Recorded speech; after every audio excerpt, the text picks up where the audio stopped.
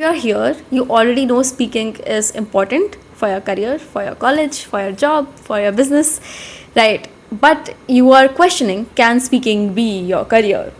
Good question to ask, and good person to ask this question to, because I feel like that I am the living, breathing example of what speaking looks like as a career, because that's literally all I've done. My degree was in sociology, guys. I am not a person with technical background, and genuinely just my people skills and my speaking skills is what jobs I have gotten, what offers I keep getting still, even after I have a business, and just how I have run my business, how I've done freelance work. So I'll be talking about all of that experience and what that looks like for you as well. But no, I am not BuzzFeed. This is not going to be number one. Number two, this is my personal lived experience, guys, of offers that I have in real time gotten and things that have happened to me. So you have to sit down and listen and absorb and understand what speaking as a career inherently means. Okay? The simplest, the first internship I did in college was as an HR intern. So basically, all I was doing was taking calls, interviewing people. I was a recruitment intern and HR intern, right? What skills does that require me?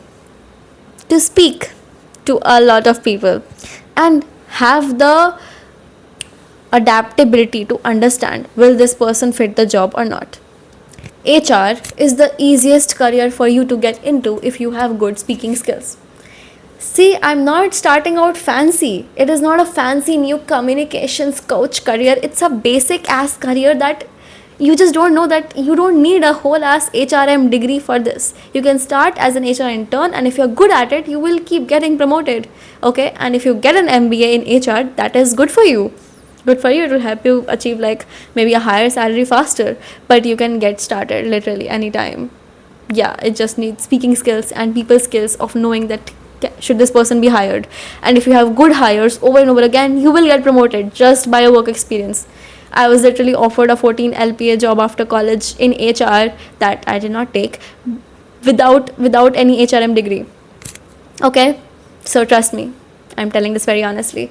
You just need to start speaking and interviewing, and they will only see your communication skills and the fact that you're someone who understands. If they're saying something, you understand and you can reply well. That's all. You can go into HR. It's a wonderful career because you get to manage people, boss them around, and speak to them. I had a wonderful time as an HR. The only reason I stopped working there because I realized I wanted to be in business really, really bad. And for anyone to go into business, the one pathway, the one job you need to take is sales. So we'll come to the second career that I did after my college. That was sales. I went into sales. I applied for multiple jobs, and again, that role requires nothing other than your speaking skills. Your speaking skills and people skills. Understand the product well and talk about it to clients. I don't know why people shame sales so much. It is an amazing career. You walk into the office and nobody can say shit to you because you're the breadwinner, okay? Because nobody can say anything to you as long as you're getting your sales. Literally, it's an amazing career to be in. You get incentives, you have something to look forward to, because every time you close a sale you get that win of, yes, I'll get an incentive. I just don't have that basic base salary, right? And all you have to do is, literally, there are leads there. You're not the one generating leads, you're the one talking to the clients. So all you have to do is literally clear their doubts, talk to them, make them feel more confident in their decision. You don't have to manipulate anyone, because honestly, if you have to do that, if you have to force and convert a lead into someone, a buying customer, then the whole business is fucked, guys. Then you should not be in that company at all, very honestly. If the company and the product are actually good, then you won't have to force anyone to buy it. You just have to make them feel more confident and more clear their doubts in making that decision. That is all, right? The company will itself have enough leads that even if one person is not right for them, someone else will be there, right? And it is a good thing if a lead goes away, because otherwise they would have turned into sad customers and given you bad reviews. But anyways, we're going too much into sales territory, but I genuinely loved sales. The only reason I quit that job was because another one of my things was going really well, which was this content creation, and I was getting a lot of opportunities to be on stage, to be training people, and I was saying no to them because I was in a 9 to 5 job, which was full time, and it was taking a lot of my time, so it did not make sense at the time. Okay, but sales is another amazing career, and you don't have to always go into that lead generation, cold calling side of it. If you can give interviews at multiple places and get a really good role in a good company, then it can be an amazing career, and you always have incentives. Okay, I generally love having those incentives. Okay, that was two of them. Now third, the one that you all keep asking me about, is hosting. Me hosting on stages, me being on stage of NSC, Hero. It looks so fancy. I know it. I love it. I love being on stage. It started with just me being in college and being like, God, I miss being on stage. Can I be on stage again? Let me do research. Everyone does freelance in things they're good at. Can I do freelance in speaking? That's crazy, but should be a thing. I did my research and I found out it is. If you are good at speaking, you can be on stages, you can be paid to be on stages, and I was paid to be on stages. The first time I ever got paid, it was 10,000, and the highest I ever gotten paid for a one day gig is 30,000. But here comes the reality check. How do you get into it? Is the fact that it is freelance work, guys. It looks fancy, you are on the stage, big stages, but it is literally freelance work. You do a lot of outreach to get very few opportunities. That is the only way freelance work works. You have to spend 90% of your times just outreaching to people on email, on calls, talking to them, networking, and getting opportunities. And then you get 1 or 2 days on stage. Rest of the month, you're just sitting at home, cold emailing people, calling people, getting rejected.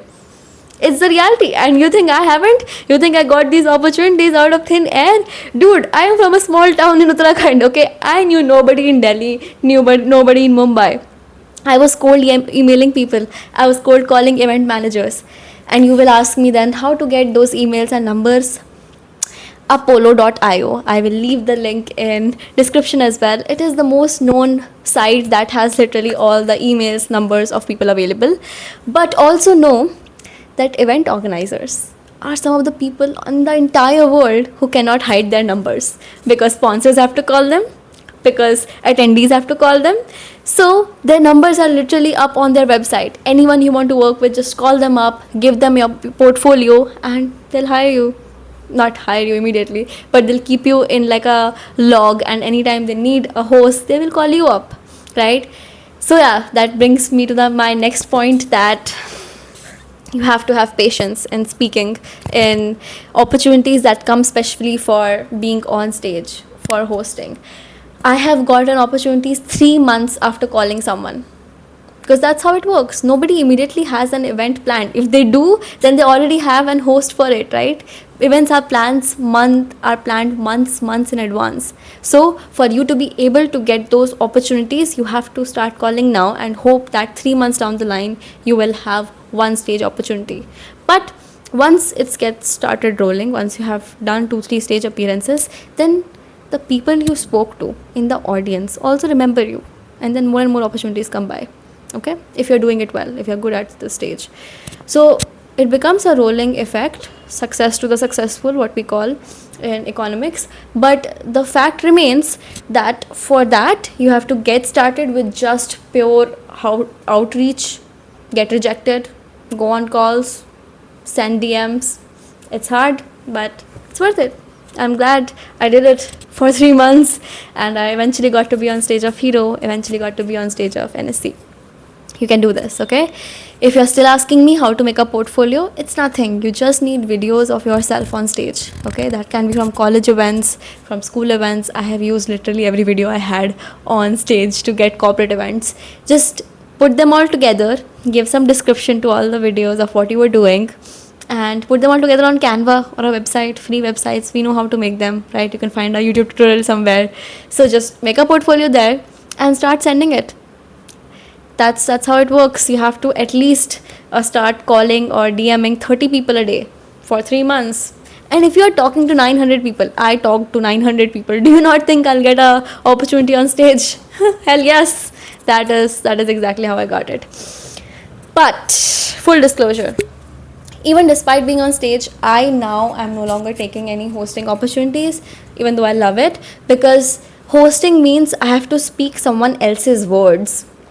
I am given a script, I have to follow that script, and I don't always enjoy that. I am a public speaker, a true public speaker, in the sense I love speaking my thoughts. I'm a very opinionated person, I'm a very educated person. I want to share about things I'm learning and not someone's script. So I'm getting more into that keynote public speaking now, which is also another career that we can talk about, the one that we all dream of, keynote speaking. I'm also working towards it. I am somewhat there, especially because I've built an online platform, right? So if you want to be a keynote speaker, then you need to have a subject expertise. That can be in anything. If you have a degree in BTech, become a subject expert in BTech. And traditionally, subject expertise has relied heavily on you having a PhD, a master's, but it doesn't anymore. Literally, if people like Apurva, influencers are on stages, you can be too. All you have to do is, if you're talking about an educational topic, have a shit ton of knowledge on it. Be very, very, very good about it. I was on stage talking about mental health and loneliness because I was dedicatedly researching about loneliness every single day for a year. Okay, I know so much about loneliness and evolutionary biology and psychology because I have done that level of research. And if anyone hears me talk about it, they could not distinguish if I have actually studied in a college or not. That college degree has become ornamental because you have access to every form of knowledge that exists. If you want to learn something, you can learn deeply about it, show proof about it. If you want, you can even write research papers on it. I have written research papers, and I can talk about the topics that I have written research papers about, right? So no knowledge is barred to you. You don't have to have a degree to be a keynote speaker. Just be very good at it and then start building your presence about it. Make sure people know that you are a subject matter expert on this, right? Whether that is through this online channel. Genuinely, online is the easiest way to do it. I know it will take time. I know sometimes the audience does not come, but it's okay. Even if you have 5,000 people watching your videos, even if you have 100 people watching your videos, you never know out of those hundreds who actually is maybe someone who organizes events and wants to have you, right? Even if you're having that online platform where nobody sees those videos, still, if you have built that portfolio of talking about that topic, and you can share that page with someone who has an NGO, with someone who has an event about this topic, and offer them to speak for free about the topic, sharing that you have knowledge on this specific topic, why won't they? Why won't they say yes? You just have to reach out to enough people. So basically, my point being that if you want to get into keynote speaking, find a topic, get very good at it, know a lot about it, in depth about it, and then start building your presence, right? Start talking about the topic online or offline. I have never really seen it work other than with salespeople. Salespeople literally have such a huge offline network. They call people like this that, oh, do you know this person? I want to get into this space, that easily. But if you're not someone who has a offline network or is in a position to, like, you're a businessman and you know a lot of people, then you can just start reaching out to them and let them know that I am a subject matter expert in this, can you give me an opportunity? If you're not at that stage, then your best shot is online presence. This is what I am doing. This is what I have done. I have an online presence now, and I get approached for speaking opportunities on stage as a keynote speaker. I get to talk about my own thoughts, and that's what I love doing, right? And of course, you will get paid. I also haven't been paid for it yet. Eventually, I will be pretty soon, and then I'll talk about it. But right now, I'm also doing that stage of, okay, I'll do it unpaid, build a portfolio of being a keynote speaker, and then I'll do it paid. That's how it works, right? Now, we've talked about keynote speaking, hosting, the fancy things. Let's get back on track and discuss what else can you do if you are good at speaking, right? So there are roles of community management that have again been offered to me. I did not take up. So basically, companies have this role called community management because a lot of their products are experiential, right? For example, if you know a product called Springworks, it's an HR tech product, and they have a whole community of HRs that they have that they want to sell to, but they don't, because they want to keep that community, right? They have that community, they have access to those people, then they are constantly thinking about Springworks and their product. Okay, so a lot of companies have communities like this, and they need people in their organization to just organize games, activities, talk to those people. So that is a role called community management, and there are a lot of internships in it, there are a lot of full-time roles in it. You can look for that as well on LinkedIn. Indeed, search up community manager. Okay, that is another role. Next up, I'll talk about, I think one role that I got offered was in business media companies. That is, I think, a very important one if you're good at communication and don't want to go freelance. Okay, so business media companies and event media companies, what they do is they very regularly host events and have celebrities over or people over just to interview them, right? So they need interviewers, they need hosts constantly, and if they have to hire a freelancer host every time, they'll go broke. So they in-house have these roles. I was offered this role as well. So they're basically journaling online, they do online journalism basically, right? So they host a lot of events and they just invite a lot of guests over. So your job becomes, whenever they have an event, you host it. Whenever there are people over, podcast or otherwise in physical events, you interview the guests, right? And you make written journals about it. They might have some extra work for you that, on the days they don't have specific events, you have to help in writing, you have to help in content creation a little bit. But most important part of your role is just speaking. I have been offered that role. I didn't like the pay package a lot, so I didn't take it, but I'm pretty sure that you can get into it. The starting pay that I was offered was 7.5 LPA, and it was too less for me, so I didn't take it. But you can negotiate and you can always work your way up. It is a really, really fun career to get into if you are into speaking, right? Another thing, I feel like marketing, of course. If you want to go into content creation, right, if you're a good speaker, then content creation is also fun. You have to just talk. I literally never edit my videos. People keep asking me, do you have a team for editing, for making your content? I don't. I have an amazing team, but they're helping me run the business. This content is all mine. I'm just literally recording and posting because I'm a public speaker. I can yap well in a structured way, right? This is completely unedited. This is how it will be posted. So yeah, content creation becomes much, much easier for you if you're a good speaker. And content creation means you can either market your own product. We'll get into the business side of speaking as well, but you can market your own product or you can market someone else's product, and you can be a content creator. All the streams that exist if you're a content creator. You get collaborations, you can do that UGC content. I have never done it, I'm sorry, but if you know someone, recommend their channels in the comments, everyone else can see, right? So UGC content creation, brands basically pay you to make content for them. I have gotten those offers, I just don't do it. Okay, as a content creator, as someone who has I think 50,000 following now on Instagram, I do have offers from brands for paid collaboration, but you will never see and have never seen any collaborations on my Instagram page, because see, unless they're paying me a lot, I don't get it. Why would I do it? You all have put your faith in me. You are learning something from me. Why would I push a product that I myself don't use or believe in? Right? And I am a business-minded person. If I have access to all of you, why would I not create something amazing myself and offer to you that I believe in, that I know will genuinely be amazing for you, right? And just make it myself, which is what I'm doing. I know you all want to learn speaking. I have created such an amazing space in Speaker's Garage.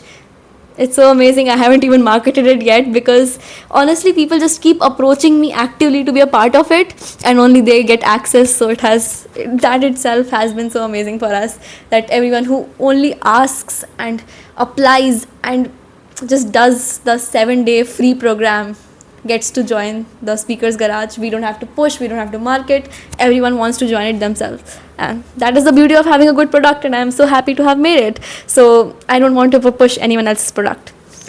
Okay, rant over. But you can be a content creator, you can market, you can do marketing for any existing company, or you can do marketing for yourself, or you can be a freelancer and basically market for companies that approach you, or you can approach them. Right? So content creation is another amazing one if you are good at speaking. And what else? I feel like When it comes to speaking, literally most of the careers have their bare bones in it. You cannot go into any career without speaking. You have to interview, you have to make sure that you show up in terms of, this is the work I have done, see it, so that you can get promoted. You have to network so that you always have multiple job options available to you, so that if someday someone fires you, you're not like, what do I do now? Your life shouldn't be dependent on just one person firing you. You should have the ability to be like, it's okay, they fired me, I have 4 other options. And that has been me always, and that is the one thing I'm always proud of. If this business fails right now, it's okay, I can start another one. If this business fails as well, I can go get a job. I have never a dearth of opportunities because I can speak for myself and vouch for myself, right? I'm telling you very honestly, I go to a lot of networking conferences where engineers are present, where they're showcasing their products, there are booths there. And who do you think is on those booths? Who do you think gets the opportunities to be in those big spaces? By companies only send their engineers who can speak. So even if you're in a traditional career, you need to speak well. I hope you understand that. And speaking elevates everything else you're doing. So yeah, that is a breakdown of, I think, everything I have done in speaking myself. There are a lot of careers here. I hope you got a nice breakdown, and if you keep researching, you'll keep finding more. Dude, if you can speak well, life is open to you. Oh, did I forget to mention about business? Yeah, you can just sell to your clients. I think selling to clients, marketing your business, marketing the products, and of course, a lot of you ask me about coaching. So you can of course be a communications coach. There are a lot of trainers that even companies ask for, but I personally am not a coach. At least I don't like to think of myself as a coach, because I never learned speaking myself by rote learning, that I will take a learning course and I will learn it. So if I didn't learn it that way myself, why will I teach it to others that way? It just feels hypocritical to me. So if I learned it myself by being on stage over and over again, talking to people over and over again, by practice, then I just created a nice practice space for everyone, which is what our speakers garage is. I give frameworks. Theory is important. It puts your thoughts into the right structures, but it is not coaching. I am not coaching you, this is the right way to do it. I am telling you, this is a framework. Now try it out yourself. Practice every single day. People come and practice with me every single day, and they get good, they get amazing, because practice is how you win. But if you want to be a communications trainer, a lot of corporates do ask for it. It is a good business to get into.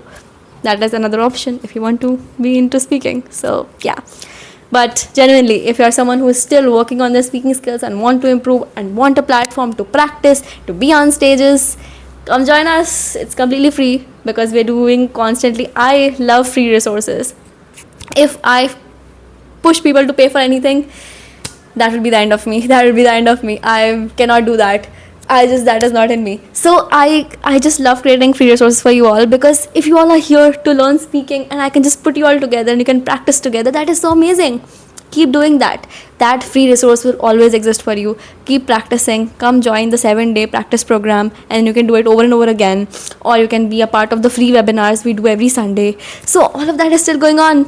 Free resources are always there, and if you want to join the paid thing, then you have to finish all 7 days of practice group, and then come to us and tell us you want more, and then we can accept you into the group, because we like it closed. Right now we have enough people, and more than enough people in the garage, so we don't like to market it yet. Maybe someday, once all our close-knit people have been exhausted. Let's see. I hope that day never comes, but thank you for being here. Thank you. And I know I'm going to get a lot of comments on my pink hair, so I'm excited. But thank you so much. I hope this helped. I hope sitting with me and having this long conversation helped. A lot more long videos coming along, so you can be here on YouTube. See you soon.